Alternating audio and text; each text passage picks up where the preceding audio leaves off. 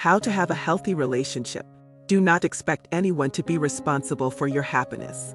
Your life is solely under your control. Make and keep clear agreements. Don't expect him or her to agree with you on everything. Reach mutual agreement or plan, and then commit to it. Use communication to establish a common ground to understand different points of view and to create a mutual, collaborative agreement or plan. Forgive one another. Forgiveness is a decision of letting go of the past and focusing on the present. Review your expectations. Try to be as clear as you can about any expectations. Be responsible. Responsible means that you have the ability to respond. Respond to the real problems that you and your partner face. Appreciate yourself and your partner. Tell your beloved that you love him or her and that you don't want to argue but to talk and make it better. Admit your mistakes and say sorry.